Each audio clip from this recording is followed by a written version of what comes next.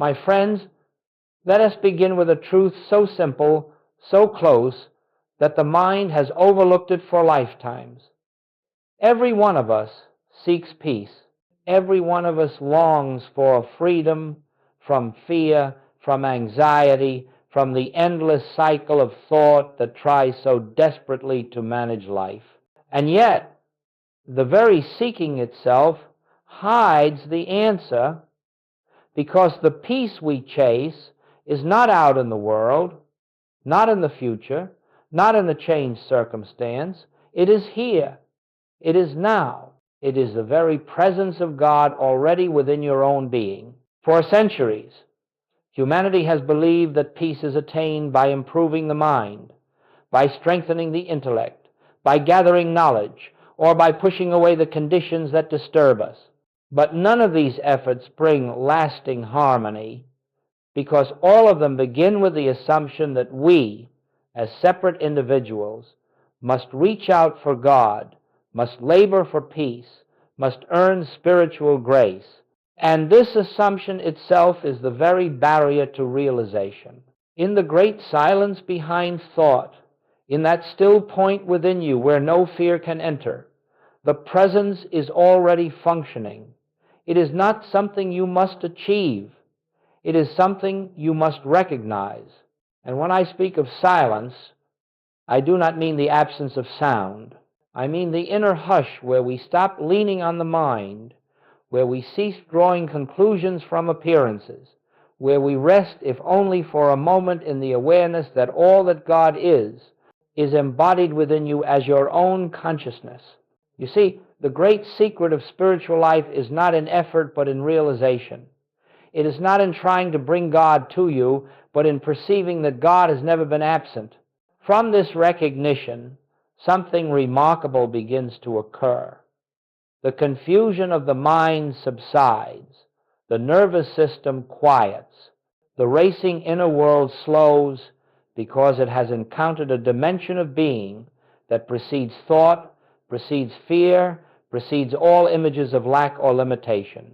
Today, we will explore why this silent recognition, what I have called the practice of the presence, has such profound power, not only in the spiritual sense, but also in the very structure of the mind, the brain, and the patterns that govern your daily experience. This is not theory. This is not philosophy. It is the living truth that consciousness, when recognized as the one presence, begins to reorder your entire inner world. And as your inner world is reordered, your outer experience follows naturally, without force, without strain, without the anxious manipulations of the personal mind. So as we begin this journey, I ask only one thing of you. Listen with the stillness beneath your thoughts. Do not try to believe. Do not attempt to understand intellectually. Simply allow these words to point you toward what is already present within you. For the peace you have sought through effort is found only in the recognition of what has always been your reality. My friends, let us look more deeply at this presence that is already within you. For what we are speaking of is not a new discovery. It is not a modern invention, nor a personal interpretation. It is the very heart of every genuine mystical teaching throughout the ages. Long before you or I walked the earth, long before the rise of religions, doctrines, and philosophies, there were men and women who touched this inner realm and discovered that the source of all life was not outside of them, but within their own consciousness. When the prophets spoke of the still small voice, they were describing this same inner contact. When the psalmist wrote, "Be still and know that I am God," he was not advising belief, effort, or ritual. He was pointing to the silence in which this presence reveals itself. And when the Master said, "The kingdom of God is within you," he was not speaking poetically. He was revealing a spiritual fact that the divine reality is not something to travel toward, not something to accumulate, but something already established in the depth of your being. All through history, the great mystics spoke with one voice, though they used different words. They declared that the true self is not the human mind, not the personality, not the temporary body, but the living presence of God expressing itself through individual consciousness. They knew that separation is the great illusion, that fear arises only from believing we stand apart from the source, and that liberation comes the moment this false sense dissolves.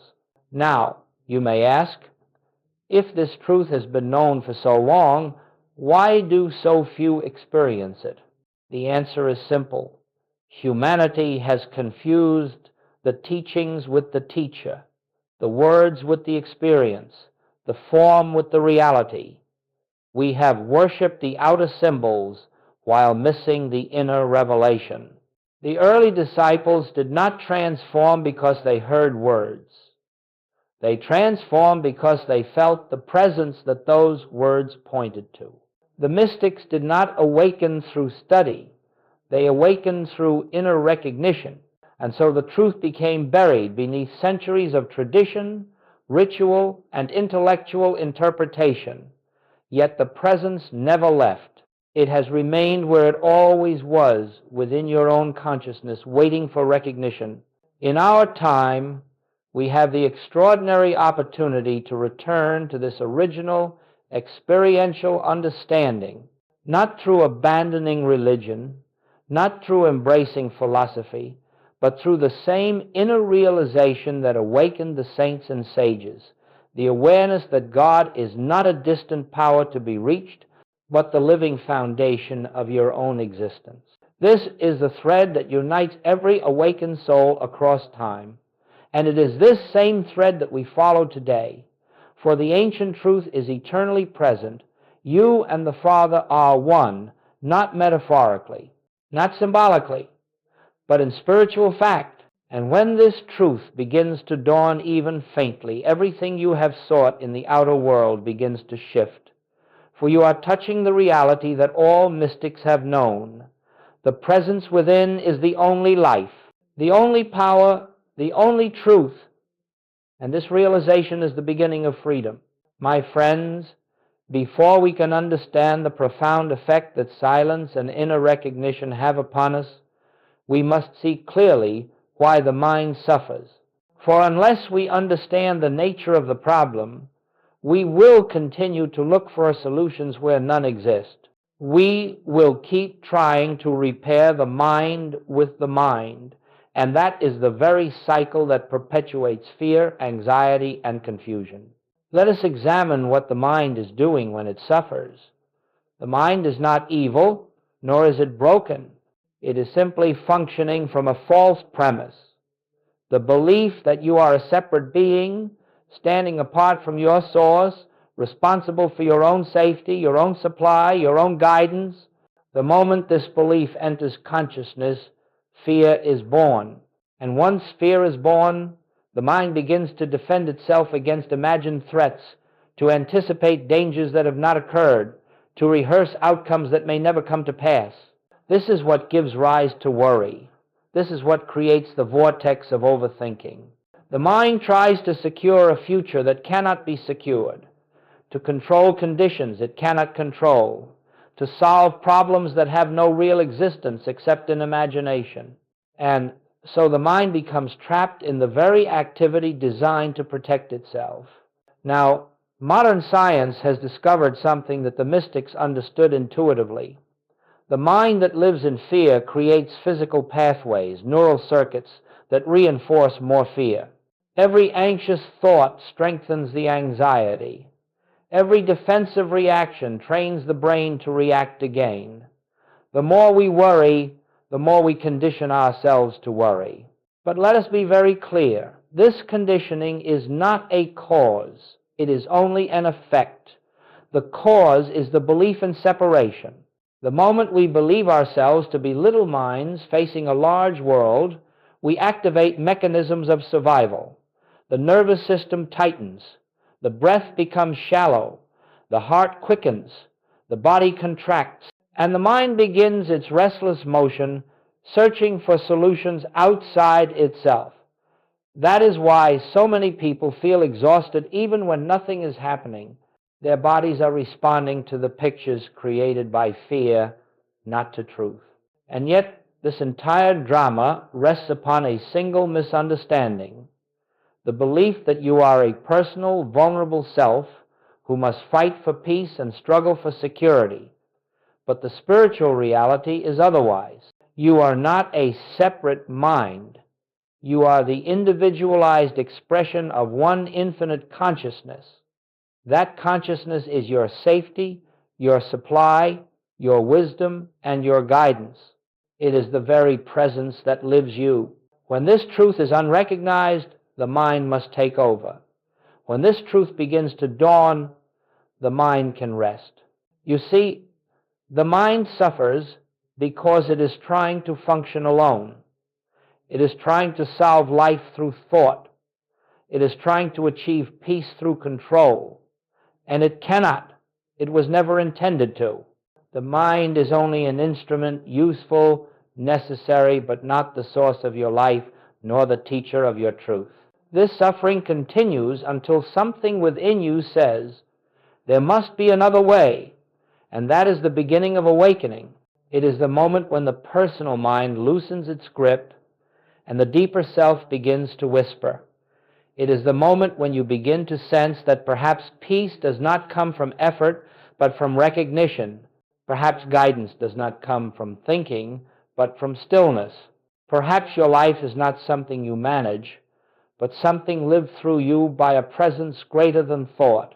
And so we stand at the threshold of transformation, understanding the mechanics of fear and seeing that the antidote is not in more thinking, but in turning toward the presence that exists before thinking. This is where true healing begins. My friends, now that we have seen why the mind suffers, let us look at what occurs when we enter the silence, when we engage in what I have called the practice of the presence. For although the essence of this work is spiritual, its effects touch the entire being, even the structure of the brain that modern science studies so carefully. When we become still, not forcing the mind, not struggling with thoughts, but simply resting in quiet recognition, something remarkable begins to take place. The mental activity that we have identified as me begins to soften. The restless movement of thought slows. The nervous system, which has been habitually tightening in response to imagined danger, receives a signal it has long forgotten. There is nothing to defend, there is nothing to fear, there is nothing missing. In this silence, the brain shifts from survival mode into receptivity. The parts of the mind associated with vigilance, with worry, with rumination, the personal sense of self, begin to diminish in activity. And those areas associated with openness, compassion, intuitive insight, and inner clarity begin to awaken. Scientists call these functional networks, but the mystic understands them as what occurs when the mind yields to the presence. This is why I have always said, where the Spirit of the Lord is, there is freedom. Not because an external God enters the brain, but because when consciousness recognizes its own source, the mind relaxes into its natural order. The brain follows consciousness. It does not lead it. You see, when you attempt to quiet the mind through effort, the mind grows noisier. When you attempt to control thought, thought resists. But when you simply recognize that the presence is already here, that you are not striving to reach God, but resting in God, the entire system begins to reorganize itself around this truth. The mind calms because it has encountered something greater than its own activity. The body eases because it has touched a peace not dependent on circumstances. The emotions soften because they are no longer fed by fear. Now, science observes these shifts and describes them in terms of brain waves, neuroplasticity, and neural integration, and yet these are only the shadows of a far deeper reality. The mystics of every age experienced these transformations long before the instruments of science existed. They knew that when one turns within, when one abides in the quiet awareness of the presence, healing takes place, clarity arises, and harmony begins to express itself without effort. The point to remember is this: you are not trying to manipulate your brain. You are not practicing a technique to change brain chemistry. You are recognizing the presence that exists before brain, before mind, before thought. And when that recognition occurs, the brain simply adjusts to the consciousness that governs it. It becomes a clear instrument instead of a frightened master. The emotions soften because they are no longer fed by fear. You see, when you attempt to quiet the mind through effort, the mind grows noisier. When you attempt to control thought, thought resists. But when you simply recognize that the presence is already here, that you are not striving to reach God, but resting in God, the entire system begins to reorganize itself around this truth. The mind calms because it has encountered something greater than its own activity. The body eases because it has touched a peace not dependent on circumstances. This is the beginning of transformation, not through force, not through willpower, but through recognition of what already is. My friends, let us come now to the heart of the work, the simple, direct way in which we enter the awareness of the presence. For all that we have spoken of so far would be mere philosophy if it could not be lived. But the infinite way has never been a philosophy. It is a practice, a living relationship with the presence that is your own being. And yet, this practice is unlike anything the personal mind attempts. It is not a discipline of thought. It is not a repetition of words. It is not an effort to achieve a mystical state. It is the most natural activity in the world because it is simply the recognition of what already is. Let us begin gently. First, you become still, not by forcing the mind into silence, but by ceasing to lean on it. Do not fight thoughts. Do not chase them away. Simply allow them to be, as you would allow clouds to drift across the sky, knowing that they do not touch the sky itself. You are not concerned whether the mind is noisy or quiet. You are simply resting in the awareness that behind every thought, behind every sensation, behind every emotion, there is a deeper presence that has never moved. As this quiet awareness begins to open, gently acknowledge the presence is here. You do not say it as an affirmation. You do not attempt to believe it. You simply recognize a truth that is present whether you acknowledge it or not. For the presence does not come when you remember it, nor depart when you forget. It is the foundation of your being. Now, let the recognition deepen. This presence is the life I am, not the life I hope to acquire, not a power I summon, but the very essence of my existence. The thoughts that come and go are not my life. The body that changes is not my life. The emotions that rise and fall are not my life. The presence is my life. And as you rest in this recognition, something subtle begins. The mind may still produce thoughts, but they no longer command your attention. The body may still send signals, but they no longer define your identity.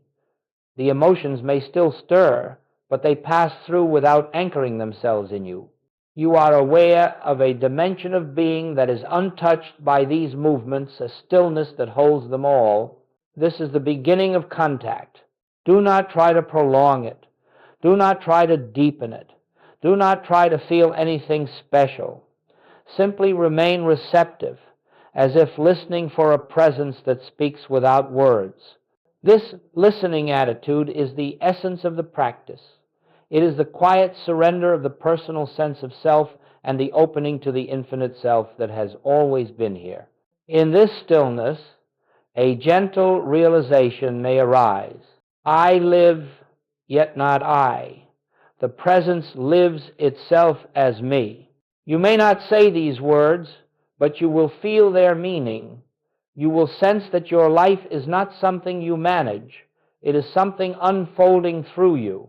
And if you remain in this listening, even for a few moments, the presence will begin to reveal itself not as an experience, not as an emotion, but as a quiet certainty, a silent knowing that you are held, supported, and lived by something greater than the mind can conceive.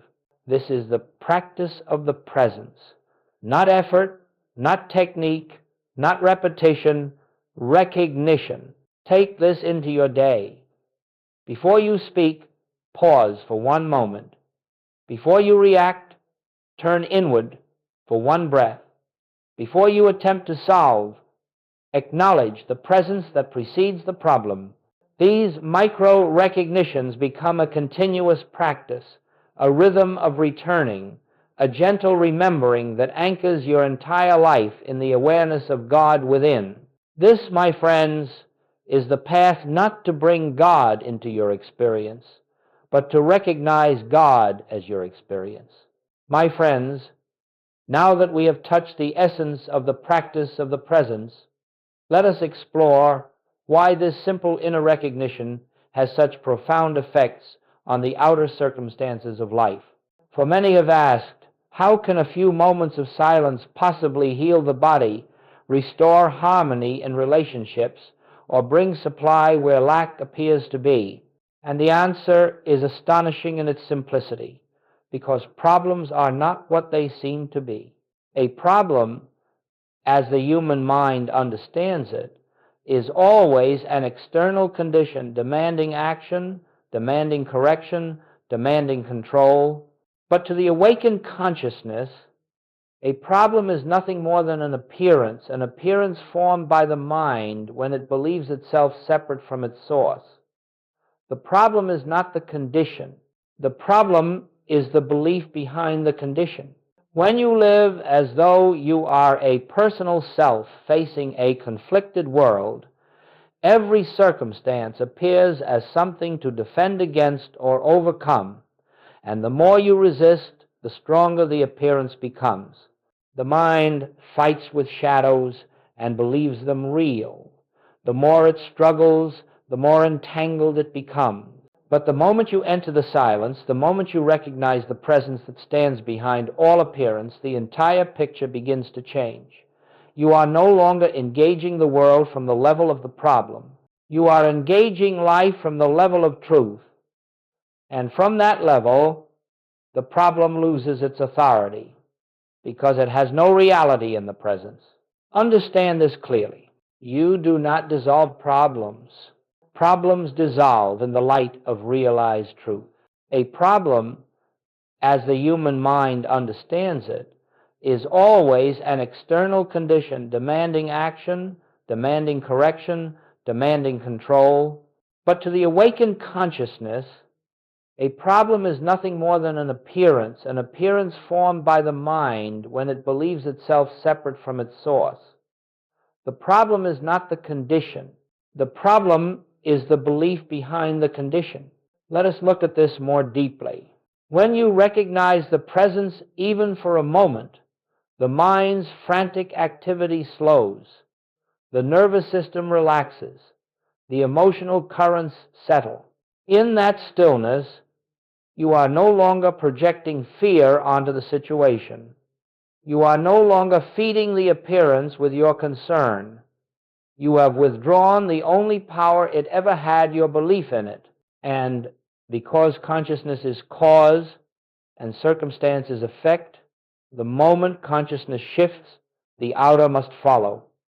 Not always instantly, not always dramatically, but inevitably. Solutions rise without the strain of planning. Resources appear without the anxiety of searching. Healing unfolds without the force of will. Harmony emerges without manipulation.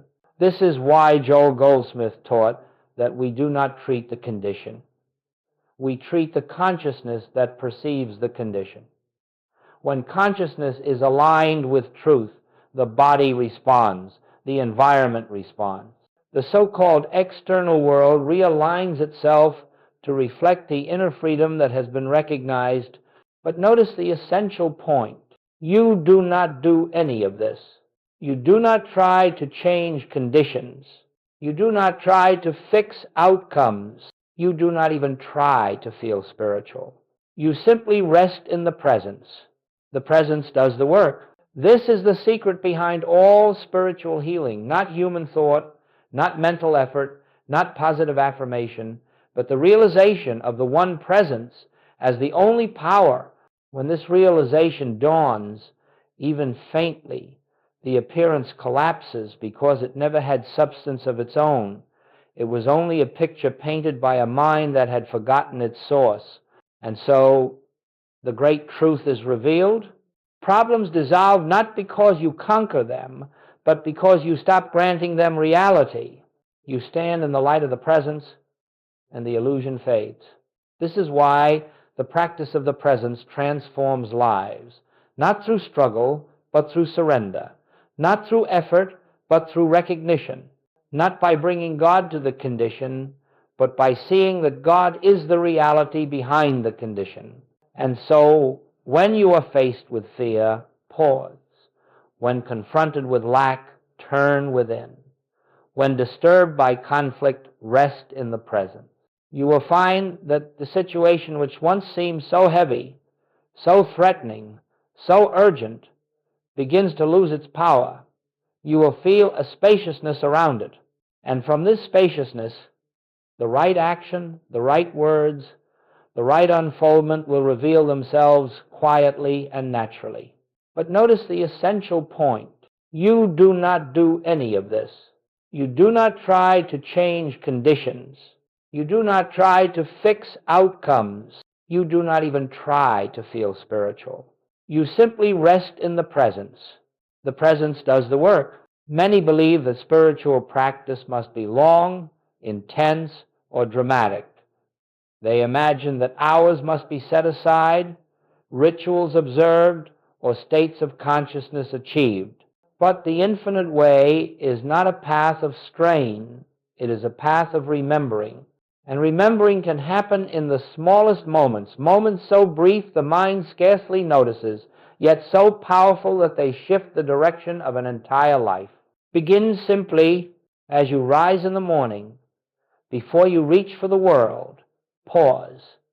Just one breath, one inward turning, one gentle recognition. The presence is here. Not to be summoned, not to be invited, but already here. That single moment sets the tone of the entire day because it establishes the truth that consciousness, not circumstance, will guide you. As you move through your morning, brushing your teeth, preparing a meal, walking to your work, let there be tiny intervals of recognition, not long meditations, but the briefest awareness that beneath all activity, beneath all motion, there is a stillness that never moves. You are not trying to feel holy. You are simply noticing what is already so. And as you interact with the people in your life, family, colleagues, strangers, remember that each one is an expression of the same presence you have touched within yourself. Their behavior may vary. Their personality may be pleasant or difficult, but behind the appearance stands the same infinite reality. When you recognize this not as an idea, but as a quiet inner knowing, your reactions soften, your judgments dissolve, and a new kind of communication begins to unfold. This is practicing the presence in relationship. When challenges arise, and they will do not rush to fix them, do not let the mind leap into old patterns of concern. Instead, allow yourself one brief pause, a single moment to acknowledge the presence is here also. This pause is the opening through which grace enters. It breaks the momentum of fear and reestablishes the truth that the problem has no power outside your belief in it. You see, practicing the presence is not about withdrawing from the world.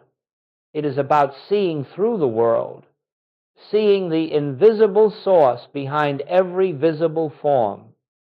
When you cook, cook in awareness. When you speak, speak in awareness. When you walk, walk in awareness.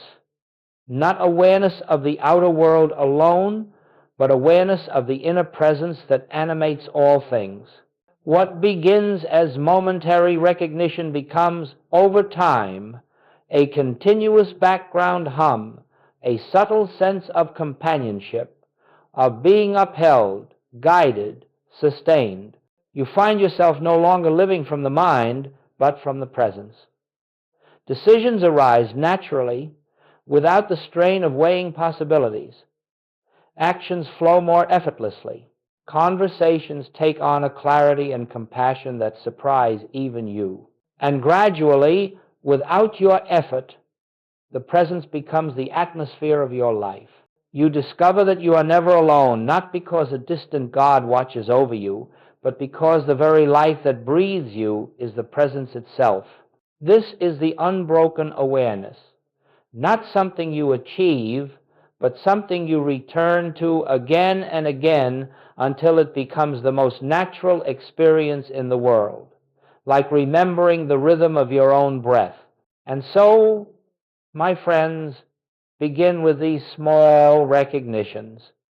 A moment in the morning, a breath before a decision, a silent acknowledgement in the presence of another. These are the threads that weave the presence into the pattern of your day until your entire life becomes a lived awareness of truth. My friends, as the awareness of the presence begins to anchor itself in your daily life, something subtle yet extraordinary takes place. You begin to live not from the patterns of the past, not from the conditioning of the personal mind, but from the quiet wisdom of consciousness itself. Transformation does not come as a dramatic event. It comes as a shift so gentle, so natural, that at first you may hardly notice it, and yet everything begins to change. The first sign of this transformation is the softening of reaction. Where once you would have been disturbed, now you find yourself pausing, resting, listening, not because you force yourself to be spiritual, but because the presence within you has become more real than the appearance before you. You meet conflict with clarity instead of defensiveness, uncertainty with trust instead of fear, and challenge with openness instead of resistance. The world itself has not changed, you have changed. And as your reactions soften, your perceptions begin to shift. You no longer see people merely as personalities shaped by habit and history. You sense the deeper identity behind their behavior, the same identity that lives in you. Words spoken in anger no longer penetrate so deeply. Situations that once invoked fear no longer have the same authority. Why? Because you are beginning to live from the awareness that only the presence is power. Then, almost imperceptibly, another transformation unfolds. Decisions that once involved intense deliberation begin to arise naturally from within. You no longer struggle to choose the right path. The path reveals itself. You discover that intuition is not the privilege of a few enlightened souls, but the natural language of consciousness. When fear is absent, guidance becomes a quiet knowing, sometimes subtle, sometimes unmistakable, but always gentle. This transformation also touches the body.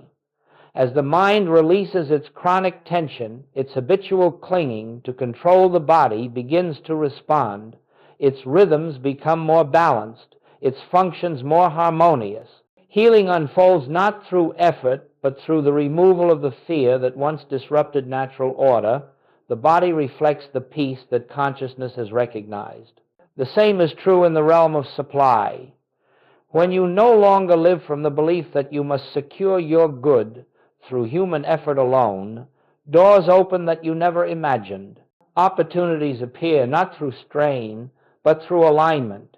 The right people, the right circumstances, the right resources come into your experience not because you manifested them, but because the presence is expressing its own wholeness through the channel of your life. But perhaps the most profound transformation is this: you discover that you are no longer living your life through the personal sense of self. You are being lived. You feel a quiet companionship with something greater than the mind, something that guides, supports, protects, and unfolds your way without needing to be asked. You find yourself trusting life because you have touched the one who lives it. And as you abide in this trust, fear begins to lose its foundation. Anxiety no longer grips you as it once did. The future no longer looms as a threat, because you sense that the presence which operates now will also operate then. Even memory changes. The past loses its emotional weight because you see that it had no power except the meaning the mind gave it. This is what it means to live from consciousness instead of conditioning. It is not a new personality. It is not a refined ego. It is the dawning realization that the self you have always believed yourself to be has never truly lived. The presence has lived as you from the beginning. The difference now is that you know it. This knowing is freedom. This knowing is peace. This knowing is the Christ consciousness awakening in you, not as a mystical achievement, but as your natural state. When you live from this recognition, life becomes less of a struggle and more of an unfoldment. Problems cease to define your reality. Circumstances cease to intimidate you. Even in moments of challenge, you feel an undercurrent of certainty that does not come from the mind. It comes from the presence that has revealed itself as your own being. This is the transformation that Joel Goldsmith spoke of. A transformation not of the outer life, though outer changes certainly follow, but a transformation of identity, a shift from the conditioned self to the conscious self, from living by fear to living by grace, from effort to effortless being. This, my friends, is what awaits those who practice even a few moments of recognition each day. This is the fruit of living from the presence rather than from the mind. My friends, as we bring this time together to its natural conclusion, let us return once more to the simple truth that has been the thread of this entire journey. The presence you seek is already here. It has never required your effort, your struggle, or your striving. It requires only your recognition. Throughout this teaching, we have traced the movement from fear to peace, from mental activity to inner quiet, from the conditioned sense of self to the realization of the infinite self that is the very essence of your being. And now, as you sit here, you may already feel a gentle shift, a softening, a calming, a deeper awareness that you are not alone because you are not separate. The presence has been the silent listener behind every word spoken. It has been the stillness beneath your thoughts. It has been the awareness that has quietly observed the mind, the emotions, the sensations, and known them to be temporary movements on the surface of a far greater depth. That depth is you, the real you, the eternal you, the you that has never been touched by fear, limitation, or time. Do not imagine that this journey ends when the words stop. Words can carry us only to the threshold. Beyond that, the silence takes over, the same silence that existed before this talk began, the same silence that will remain after it ends, the same silence that holds the entire universe in its invisible embrace. This silence is your home. It is your foundation. It is your true identity. It is the presence that lives you. So as you go forward into the activities of your day, carry with you the simple practices we have touched. One breath of recognition in the morning, one pause before reacting, one moment of listening before speaking, one gentle acknowledgement. The presence is here. These small openings allow the infinite to flow into the finite. They allow grace to operate where effort once struggled. They allow healing to unfold where fear once contracted. They allow wisdom to speak where the mind once shouted. They allow the life that is God to express itself freely as your life. And remember this, you are not practicing to reach a distant God. You are practicing to remember the God that is your own being. There is nothing to achieve. There is only something to realize. And that realization may come in the simplest moment, in the quiet of a breath, in the pause between thoughts. Before we part, let us rest together, if only briefly, in the awareness that needs no words. Simply be present. Simply be aware. Simply be. The presence is here. The presence has always been here. And the presence will live as you in every moment that follows. Go in peace, my friends. Not the peace the world gives, but the peace that arises from knowing who and what you are in truth.